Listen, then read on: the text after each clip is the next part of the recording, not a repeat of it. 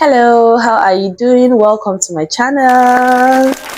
Alright, so in this video I'll be showing you how to make your high heel insole. Okay, before you get a clean and durable high heel shoes, it all starts from the insole. If your insole is not balanced, okay, trust me, you won't have a durable shoe.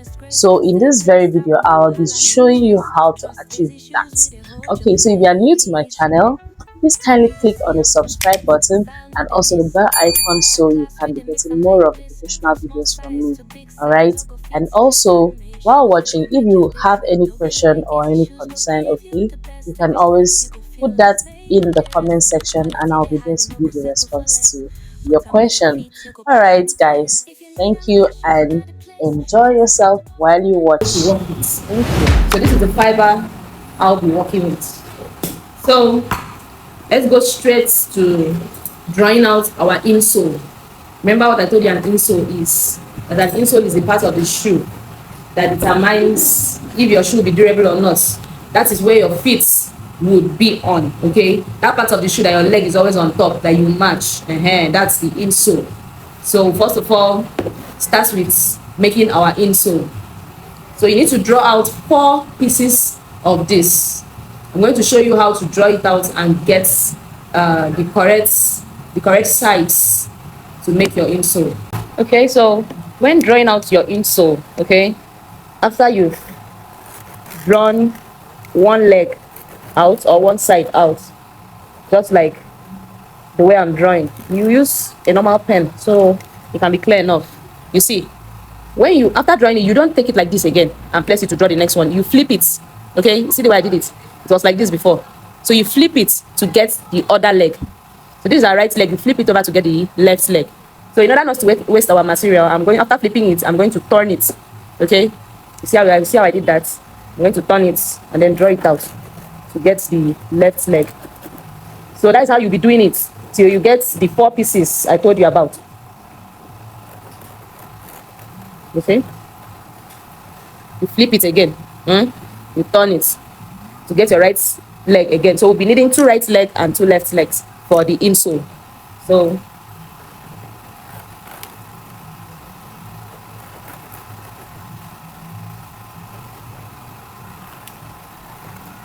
flip it over and draw to get your left leg. Okay, I'm flipping and turning because I don't want to waste our fiber. So guys, I have finished drawing out the insole. Now it's time to cut it out.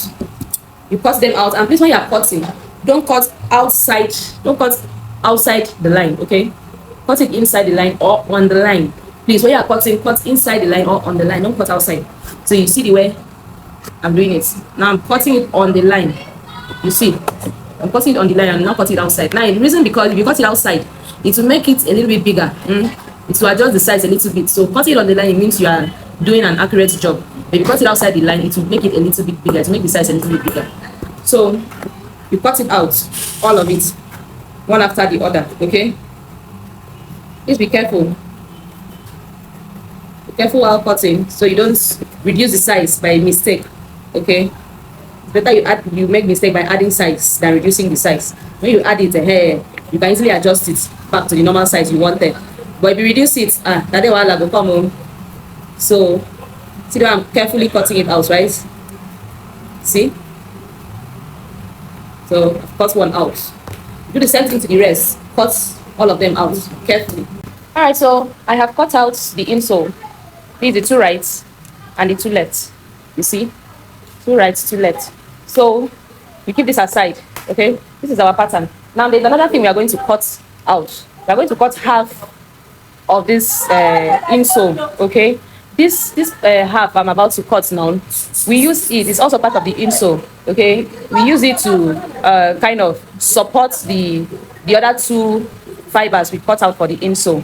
Okay, imagine for example, you formed your insole with your shank and then it was not bent enough. Okay, maybe you made a mistake and it was not curved enough. Now the half parts of what I'm about to cut is what you can use to correct that mistake, and also it will help make your insole a bit thick, okay, and stronger. So I'm going to show you how I'm going to cut it.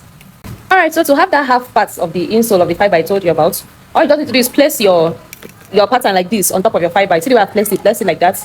Then you measure out 3 inches from the top, okay? Make sure that the 3 inches aligns with this edge of your fiber, okay? Make sure it aligns, okay? That's 3 inches.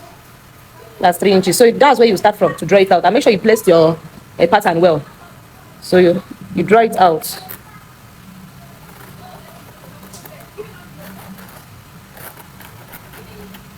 So I have finished drawing that out, okay? So if you don't want to do it like this, I now have that half part I told you. If you don't want to do it like this, you can easily draw a full pattern. Measure out the 3 inches, just like the way you've seen me do it here, and then use a straight line ruler to draw a line. Then you now cut it off, okay? Use a straight line ruler to draw the line and cut it off. That's after you've measured 3 inches from top to where the 3 inches stops, okay? And cut it off. Now, once you cut it off, you have the half part of the insole I talked about. So that's what we have here, all right? That's what we have here. Okay, so we have this is the 2 right, 2 left, and our half. So see how it looks. See? Now let's form the insole. This is our shank, the shank I told you about, the metal shank I told you guys about. So this metal shank would be here, would be in the middle, okay, of 2 fibers. I'm going to show you how we do that. Calm down. So we're about to form the insole, okay? In order to get your correct insole, you place your heel, the heel you are using, whether block, high, low, any heel you're using at all. When you place it, you take one of the fiber you cut out. Set your heel at the back, the way I'm doing, set it. I'm going to show you the correct way to get a balanced insole. So when you set your heel, you place it back, carry your shank. This shank is bent already. Carry it and then place it from the middle part of the heel, okay? You place it and make sure that it's balanced. Can you see? Make sure that you can feel it by yourself as you're holding that it's balanced, okay? Now take your pen, mark the first hole on your shank. Mark it and mark this other hole in front. See the way I did that, right? The first hole, not the big hole, the first one, this tiny hole behind, mark it and mark the one in front. Now you take it off. Reason why I mark those holes is because reason why I mark these 2 holes is because we are going to use this is where our screw nail will pass. This very hole where we will open it. We use our perforator and open it. We open the front part too. Now this front part is where we use our 2-in-1 to hold our heel, our shank, sorry, firm. No, it's not everybody that use 2-in-1 to hold it. Some just apply gum and then gum it and that's it. You know that. So like I was saying, some people don't use 2-in-1 to hold firm, to hold fast their shank. So when you wear it now, you wear it and along the line, before you know, it feels like your insole is beginning to open. Okay, when you wear the shoe, you know that the shoe is changing shape. It's no more balanced. It's trying to stand up. Now that is the disadvantage of fixing your shank without using 2-in-1 to hold it. Now when you use 2-in-1 to hold it, that shoe, you can wear that shoe for 2, 3, 4 years. The shape of that insole will not change. You can even use that same insole to do different designs. I have like me like this. I no get high heel. If I want to wear a new design of high heel or new style or new color, I'll just carry my old one, remove everything, unwrap the leather, unwrap everything, use a new leather, a new color, and form a new design for myself. Now that is the advantage of using your 2-in-1 to hold your shank. Okay, so let me open the holes. You see how I open the holes and then fix the shank. So you get your puncher, your perforator. This is how it looks. Sorry, I did not show you yesterday. Now this is how a perforator looks. There are 2 kinds of perforators. This is also a perforator. You see, different holes, different sizes. This one is mostly used for straps and belts to open all those holes you see on your sandal straps and your belt. While this one, you can use this one to punch hole on your sole, your fiber, name it, even your leather, you want to punch hole. This is the one you need. Okay, it comes in different sizes. So this is the available size I have. So this is what I'm using now to punch those holes. So watch.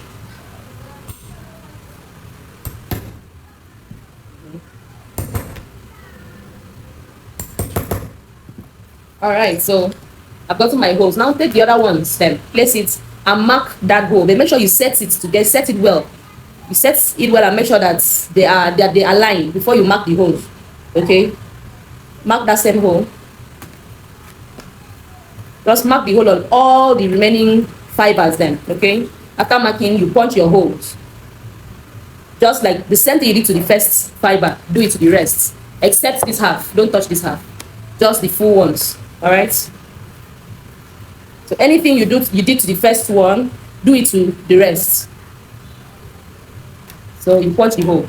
All right, guys. So I have finished punching the holes, all the holes, yeah, on fibers then. So the next thing is for us to apply gum. This is the part you'll be applying your gum, not this other design part. You apply your gum here full and on your shank, front and back. So watch. I'm using a top bond. Please, I use top bond or Elvis Gold. I don't, apart from those two gums, I don't use any other gum. I use top bond or Elvis Gold to work on my high heels. I don't work with Evo stick. I don't work with the elephants, is it the Vitrak, all those stuff. I don't work with them. They don't work for me, so I don't work with them. So I work with Elvis Gold or top bond. Those are the two very strong gums I know of, and I have worked with, and they've worked for me.